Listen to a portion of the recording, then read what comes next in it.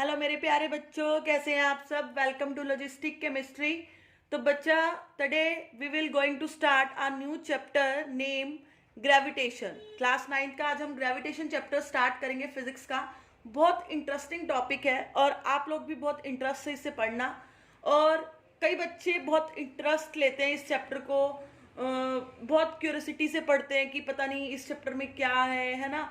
ये चैप्टर में क्योंकि ग्रेविटेशन जो है वो हमारे यूनिवर्स से रिलेटेड है। जो ग्रेविटेशन के हम लॉ पढ़ते हैं वो पूरे यूनिवर्स पे एप्लीकेबल होते हैं, तो बच्चे इसको बहुत इंटरेस्ट से पढ़ते हैं। तो आपने सबने बच्चा आइजैक न्यूटन की एक छोटी सी स्टोरी पढ़ी होगी सबने, मोस्टली। मैं आपको बताती हूँ। एक बार न्यूटन हमारा जो है भाई पेड़ के नीचे बैठा था, रेस्ट कर रहा था वो अगला। तो उसने क्या देखा, जब वो पेड़ के नीचे अपना आराम से बैठ के रेस्ट कर रहा था तो वो पेड़ जो था वो एप्पल ट्री था, ठीक है। उस पे सेब लगे हुए थे और जो उसमें से एक एप्पल था वो पेड़ से टूट के उसके सिर पे आके गिरा, ठीक है। तो भाई अगर हम लोग उसकी जगह होते तो हम क्या करते, एप्पल उठाते और खा जाते, दैट्स इट, है ना। हम लोग सब ऐसे ही करते ना, बट नहीं, वो उसने ऐसा नहीं किया। तभी तो आज वो उसको सारा वर्ड जो है उसके नाम से उसको जानता है, वो इतना फेमस साइंटिस्ट है ना। तभी वो आइजैक न्यूटन बना। हम लोग उसके न्यूटन्स लॉ हमने पिछले चैप्टर्स में पढ़े, है ना। हम लोग उसको उसके हर चैप्टर को इतने इंटरेस्ट से पढ़ रहे हैं, है ना। तो ऐसा तो नहीं, अगर वो भी वो सेब उठाता और खा जाता तो आज हम न्यूटन तो ना पढ़ते होते भाई, ठीक है ना। तो उसने क्या किया, वो सोचने लगा कि भाई ये सेब मेरे ऊपर ही आके क्यों गिरा, ये नीचे ही क्यों गिरा। ऊपर भी तो गिर जा सकता था, कहीं कुछ और हो सकता था इसके साथ, बट ये नीचे ही क्यों आया, ठीक है। तो उसने सोचना शुरू किया, है ना, कुछ चीजें और ऑब्जर्व की। तो लास्ट में जब उसने ये सब कंक्लूजन सब ऑब्जर्व करके कंक्लूजन निकाला, वो क्या निकाला कि जो वो सेब मेरे ऊपर गिरा वो किसकी वजह से गिरा, दैट इज ग्रेविटेशनल फोर्स। कि अर्थ ने उसको अपनी तरफ अट्रैक्ट किया, तभी वो मेरे ऊपर गिरा। मतलब मेरे ऊपर गिरने का मतलब है कि वो धरती पे गिरा, वो लैंड पे आकर गिरा, वो अर्थ पे आकर गिरा, है ना। क्यों? क्योंकि अर्थ ने उसको अपनी तरफ अट्रैक्ट किया था। और जिस फोर्स से कोई एक बॉडी दूसरी बॉडी को अट्रैक्ट करती है वो फोर्स कौन सा होता है, ग्रेविटेशनल फोर्स। तो आज हम इस चैप्टर में अपना ये ग्रेविटेशन ही पढ़ेंगे, कुछ छोटी छोटी पहले टर्म्स पढ़ेंगे, फिर न्यूटन का यूनिवर्सल लॉ पढ़ेंगे जो सारे यूनिवर्स पे एप्लीकेबल होता है। तो let's start with firstly name of the chapter, that is gravitation or gravitational force. What is that gravitational force? See, what is gravitational force? According to Newton, every object in this universe attract every other object with certain force. Newton क्या कहता था भाई, इस universe में जितने भी objects हैं, हर एक ऑब्जेक्ट दूसरे ऑब्जेक्ट को किसी ना किसी फोर्स से अपनी तरफ अट्रैक्ट करता है। और तो जो ये फोर्स होता है दो ऑब्जेक्ट्स के बीच में, उसको हम क्या कहते हैं, ग्रेविटेशनल फोर्स। तो एक्चुअली में दो ऑब्जेक्ट्स के बीच में जो अट्रैक्टिव फोर्स है, जो अट्रैक्शन है ड्यू टू देयर मासेस, उसको हम क्या कहेंगे, gravitational force. I repeat Raje, Newton ने क्या कहा था कि दो ऑब्जेक्ट्स के बीच में जो अट्रैक्टिव फोर्स होता है ड्यू टू देयर मासेस, उसको हम क्या बोलते हैं, ग्रेविटेशनल फोर्स। जरूरी नहीं है वो फोर्स सिर्फ अर्थ का ही हो, ठीक है। हर एक ऑब्जेक्ट जो है वो दूसरे ऑब्जेक्ट को किसी ना किसी फोर्स से अट्रैक्ट करता है, but depends on their masses कि वो अट्रैक्टिव फोर्स हमें शो होगा या नहीं होगा, ठीक है। हम उसको फील कर पाएंगे या नहीं कर पाएंगे। क्लियर है? Take a screenshot of this term gravitational force. इसका एक स्क्रीनशॉट ले लीजिए ताकि आपको याद रहे कि मैंने क्या लिखी थी इसकी डेफिनेशन ग्रेविटेशनल फोर्स की। तो नेक्स्ट एक डेफिनेशन और हम छोटी सी लिखेंगे, दैट इज ग्रेविटी। ग्रेविटी क्या होती है, the force with which the earth pulls the objects towards it. Sorry, here I write objects 2 times, sorry for that. The force with which the earth pulls the objects toward it is called gravitational force of earth or gravity. देखो बच्चा, दो objects अगर उनमें attractive force लग रहा है due to their masses, that is called gravitational force. तो earth के केस में भी वो ग्रेविटेशनल फोर्स ही होगा, बट अर्थ के केस में हम उसको ग्रेविटी भी कहते हैं। तो जिस फोर्स से अर्थ किसी ऑब्जेक्ट को अपनी तरफ खींचती है तो उसको क्या कहेंगे? ग्रेविटेशनल फोर्स ऑफ अर्थ, और हम उसको क्या कहते हैं? ग्रेविटी।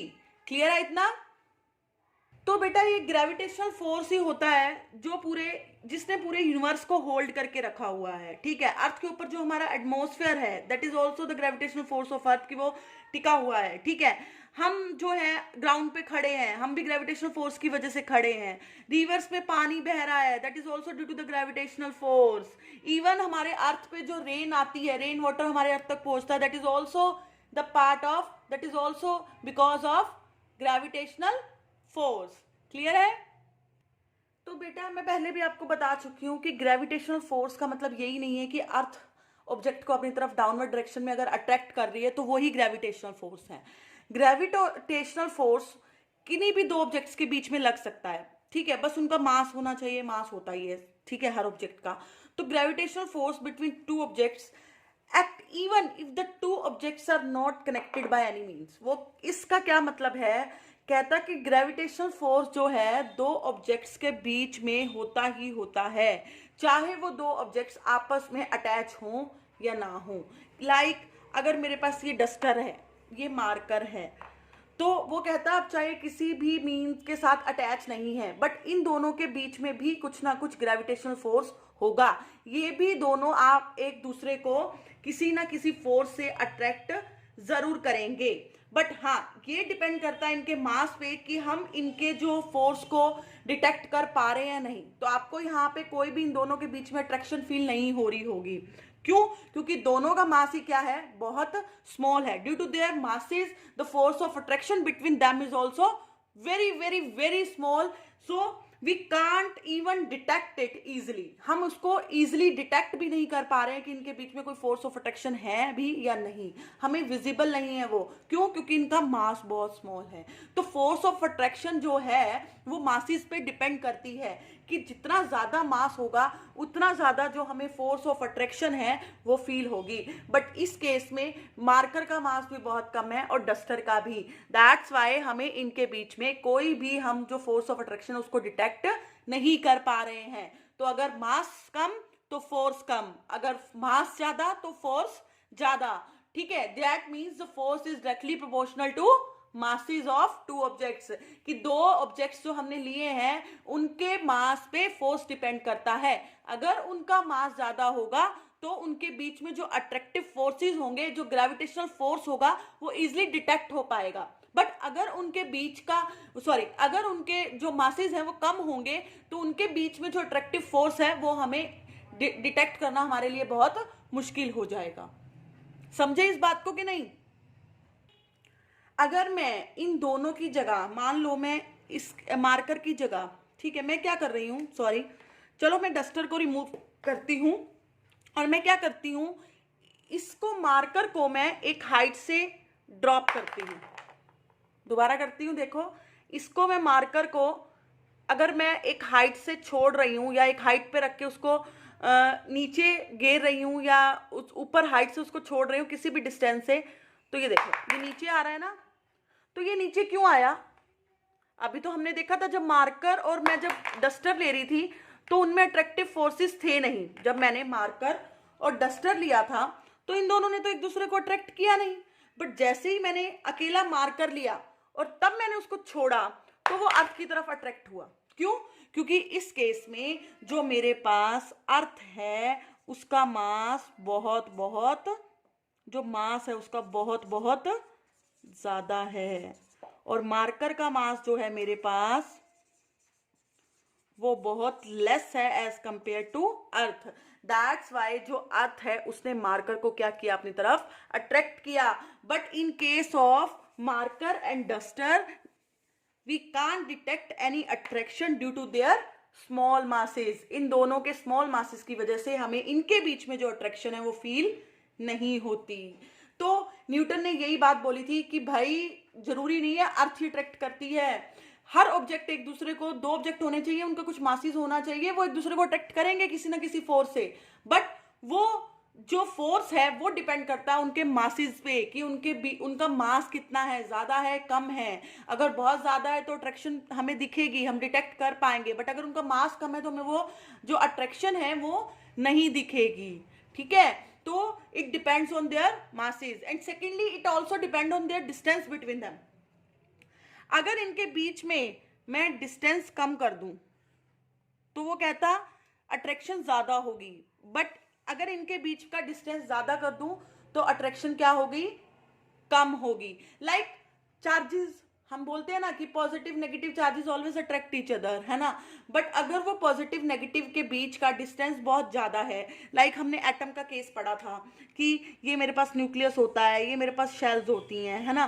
तो अगर लास्ट शेल, अगर शेल्स ज्यादा है तो जो न्यूक्लियस और जो इलेक्ट्रॉन्स होंगे उनके बीच में अट्रैक्शन कम होगी एज कंपेयर टू अगर शेल कम है, एक मेरे पास इलेक्ट्रॉन इस शेल में है और एक मेरे पास इस शेल में है, तो इस केस में उनके बीच में अट्रैक्शन कम होगी एज कंपेयर टू दैट। यहाँ अट्रैक्शन मोर होगी और यहाँ अट्रैक्शन लेस होगी। तो सेम केस है फिजिक्स का भी, ये न्यूटन का भी, कि अगर दो बॉडीज के बीच में, दो ऑब्जेक्ट के बीच में अगर डिस्टेंस कम है तो फोर्स ऑफ अट्रैक्शन ज्यादा होगी, अगर डिस्टेंस ज्यादा है तो फोर्स ऑफ अट्रैक्शन कम होगी।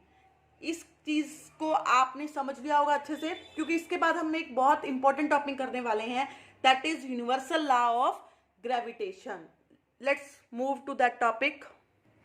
तो बच्चा, यूनिवर्सल लॉ ऑफ ग्रेविटेशन, इसको हम एक नेम और देते हैं क्योंकि ये जो था न्यूटन ने दिया था, तो न्यूटन्स लॉ ऑफ ग्रेविटेशन भी हम इसको बोलते हैं। क्लियर है? यूनिवर्सल लॉ ऑफ ग्रेविटेशन और Newton's law of gravitation is a same thing. तो ये न्यूटन ने दिया था, नाम से क्लियर हो रहा है कि न्यूटन्स लॉ ऑफ ग्रेविटेशन, भाई जिसने दिया है, जिसने लॉ दिया है, ऑफ कोर्स उसके नाम पे ही लॉ का नेम होगा, है ना। अगर हमने दिया होता तो हमारे नाम पे होता, तो अब उसने दिया है तो उसके नाम पे होगा।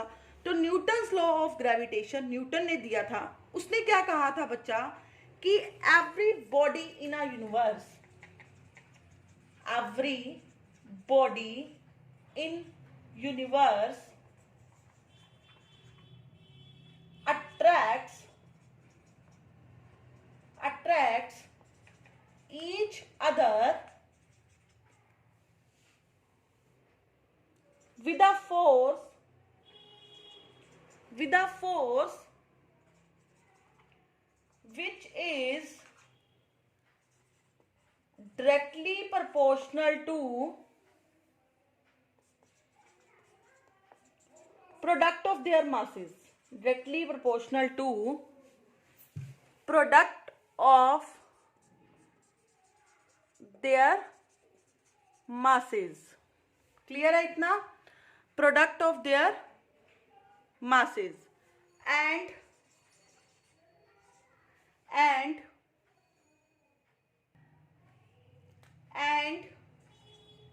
inversely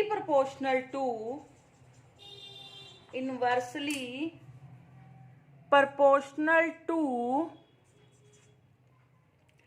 square of the distance between them, square of the distance between them। तो क्या मतलब है बच्चा इसका? Let's take an example. एक एग्जाम्पल लेते हैं हम, वापस उस एग्जाम्पल पे चलते हैं। ये मेरे पास मार्कर है बच्चा, सॉरी डस्टर है बच्चा, और ये मेरे पास मैंने मार्कर ले लिया। तो according to Newton's law of gravitation और according to universal law of gravitation, जो इन दोनों के बीच अट्रैक्टिव फोर्स होगा वो दो चीजों पे डिपेंड करेगा। फर्स्टली इनके मासेस पे, कि इनका मास कितना है। जो मान लो मैंने मार्कर का मास है वो m1 मान लिया, जो मेरे पास डस्टर है उसका मास मैंने m2 मान लिया, ठीक है। तो एक तो इनके मासेस पे डिपेंड करेगा, सेकेंडली इनके बीच का जो डिस्टेंस है उस पे डिपेंड करेगा। I replace marker with this pen, ठीक है, बिकॉज मुझे मार्कर तो चाहिए, लिखना पड़ेगा ना। तो मान लो बेटा मेरे पास ये दो ऑब्जेक्ट हैं, एक डस्टर और एक ये एक्चुअली में this is a pen, so don't take it wrong कि मैम ने कोई गन वन रख दी है, no, this is a pen. मैं आपको दिखा देती हूँ, ओके। तो ये रख दिया है मैंने। तो बच्चा मान लो मैंने मान लिया डस्टर का मास मेरे पास है m1, ठीक है, और इस पेन का मास है मेरे पास m2, क्लियर है। तो वो कहता कि जो फोर्स ऑफ अट्रैक्शन होगा, जो अट्रैक्टिव फोर्स होगा इन दोनों के बीच में, एक तो वो इनके मासेस पे डिपेंड करेगा, ठीक है, प्रोडक्ट ऑफ देयर मासेस। हाँ ऑफ कोर्स करेगा, अभी मैंने आपको बताया था कि अगर मास कम तो फोर्स कम होगा, है ना। जिसका मास, अगर ऑब्जेक्ट्स का मास कम है तो फोर्स कम होगा, जैसे हमने मार्कर और डस्टर वाला केस पहले किया था। तो अब इस केस में भी जो फोर्स ऑफ अट्रैक्शन है वो बहुत कम होगी, क्योंकि इनका मास बहुत कम है। तो वो जो फोर्स ऑफ अट्रैक्शन है वो हम डिटेक्ट नहीं कर सकते, ठीक है, बट डिपेंड करेगी, फोर्स ऑफ अट्रैक्शन जो है इनके मासेस पे डिपेंड करेगी। दूसरा इनके डिस्टेंस पे डिपेंड करेगी कि इनका डिस्टेंस कितना है, उसको मैंने मान लिया r। तो according to gravitational law, according to Newton's law of gravitation, जो फोर्स होगा वो किस पे डिपेंड करेगा, वो डायरेक्टली प्रोपोर्शनल होगा इन दोनों के मासेस के, ठीक है, और इनवर्सली प्रोपोर्शनल होगा square of the distance between them. I repeat, जो इन दोनों के बीच में फोर्स ऑफ अट्रैक्शन होगा, जो ग्रेविटेशनल फोर्स होगा, वो किस पे डिपेंड करेगा, इनके मासेस के प्रोडक्ट के डायरेक्टली प्रोपोर्शनल होगा, ठीक है, और इनवर्सली प्रोपोर्शनल किसके होगा, डिस्टेंस के। तो ये बात मैं तुम्हें बता चुकी हूँ कि मास कम तो फोर्स कम। डायरेक्टली का मतलब क्या होता है, अगर मास ज्यादा तो फोर्स ज्यादा, अगर मास कम तो फोर्स कम, ये मैं प्रूव भी कर चुकी हूँ। सेकेंडली डिस्टेंस पे डिपेंड करेगा। अब ये इनवर्सली का रिलेशन है इनके बीच में। इनवर्सली का मतलब डिस्टेंस कम तो फोर्स ज्यादा, डिस्टेंस ज्यादा तो फोर्स कम, अपोजिट होता है। तो सही है, अगर अब ये दोनों दूर दूर हैं, डिस्टेंस ज्यादा है तो इनमें फोर्स कम होगा। अगर मैं इनको ऐसे ले आऊं, पास ले आऊं, डिस्टेंस कम कर दूं तो फोर्स ज्यादा फील करेंगे ये, ठीक है। तो इतना आपको क्लियर है। अब देखो इन दोनों इक्वेशन को बच्चा आपस में ज्वाइन करो, करो ज्वाइन। तो क्या होगा मेरे पास, F is m1 m2 upon r square, यही होगा ना, directly proportional to m1 m2 and inversely proportional to r square. तो अब मैं इसको, अगर मैंने प्रोपोर्शनलिटी का साइन हटाना है बच्चा तो, और इक्वल निकालना है, तो मैं क्या करती हूँ, कोई कांस्टेंट लगाती हूँ, वो मैंने लगा दिया कैपिटल G। तो F is equal to m1 m2 upon r square into G। क्यों G लगाया मैंने, क्योंकि मैंने क्या किया है, अब इस प्रोपोर्शनैलिटी के साइन को हटा के इक्वल का साइन लगाया। और तुम्हें पता है जब भी प्रोपोर्शनैलिटी का साइन हटता है तो कुछ प्रोपोर्शनैलिटी कांस्टेंट लगता है, वो मैंने यहाँ पे लगाया है G। तो G is called the proportionality constant, और इस G को हम यहाँ क्या कहते हैं, ग्रेविटेशनल कांस्टेंट। तो इस G को हम यहाँ क्या कहते हैं बच्चा, इस G को हम कहते हैं ग्रेविटेशनल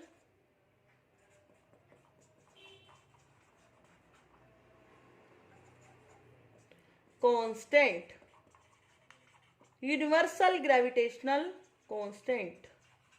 ये G यहाँ पे क्या है मेरे पास, यूनिवर्सल ग्रेविटेशनल कांस्टेंट। तो कांस्टेंट है तो दैट मीन्स जो इसकी वैल्यू होगी वो क्या रहेगी, हर जगह के लिए सेम रहेगी, कांस्टेंट रहेगी। तो इसकी वैल्यू होती है बच्चा 6.67 into 10⁻⁻11 newton metre square per KG square.